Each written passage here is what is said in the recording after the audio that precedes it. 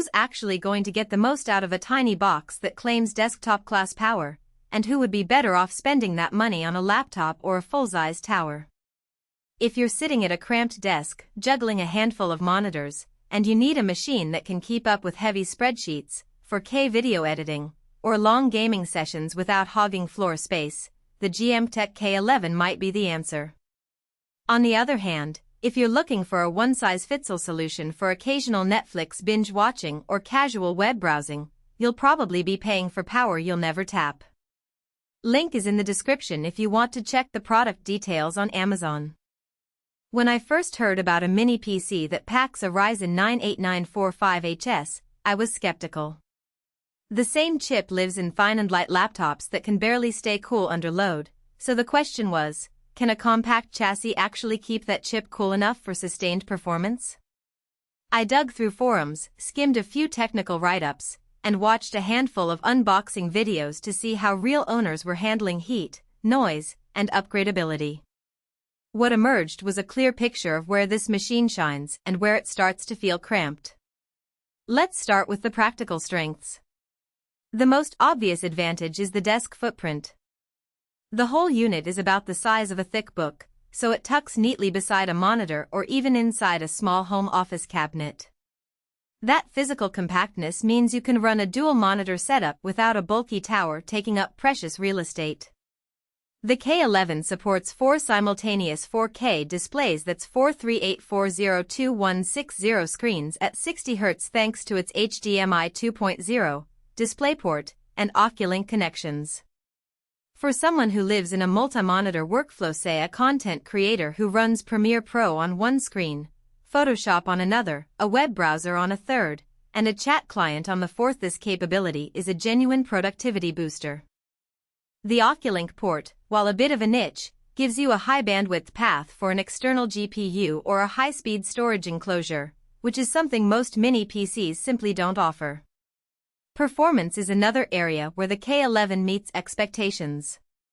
With an 8-core/16-thread Ryzen 9, it easily breezes through Excel macros, large dataset imports, and renders 1080p video in under a minute.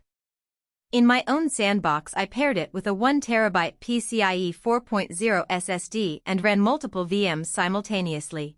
The system never hit a memory wall thanks to the 32GB of DDR5 RAM.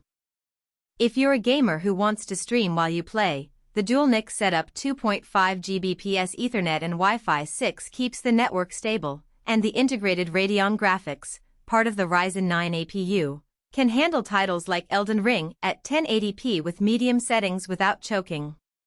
The 3 performance modes in the BIOS let you dial up the CPU for short bursts or back it off for silent operation, which is handy if you're working late and don't want the fans screaming.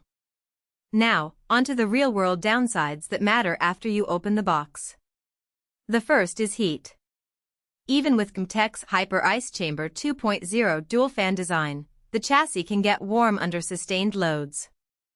In a 30-minute stress test with a CPU-intensive compile, the top of the case hovered around 70 C, and the fans spun up to a noticeable whir. For a mini PC, that's acceptable. But if your office is already warm or you plan on keeping the unit on all day, you'll want to ensure some airflow, maybe a small desk fan pointed at the back.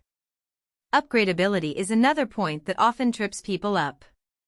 The SSD is a standard M.22280 slot, so swapping out the 1TB drive for a larger PCIe 4.0 model is straightforward. However, the RAM is soldered onto the board. You can't add more than the 32GB that comes pre-installed. For most users, 32GB of DDR5 is more than enough, but power users who regularly run memory-hungry AI models or massive Photoshop files might feel the ceiling sooner rather than later.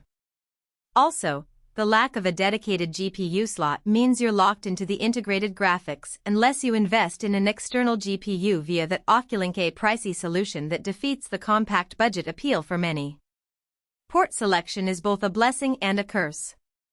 On the plus side, you get a good mix: 2 USB 4 ports that double as Thunderbolt-compatible connectors, a couple of USB-A 3.2 ports for legacy peripherals, HDMI, DisplayPort, and the aforementioned Oculink. But there's no SD card reader, which can be a nuisance for photographers who need quick access to raw files. And because the power brick sits on the side of the unit, you're looking at an extra cable that can clutter the desk if you're not careful with cable management. Who should buy this? If you're a remote worker who needs a powerhouse that doesn't dominate your workspace, this is a solid pick. Think of a freelance video editor who wants to edit 4K footage on a 27-inch monitor, run a secondary screen for timelines, and keep the rig quiet enough not to disturb clients on video calls. It also works for a gamer who prefers a minimalist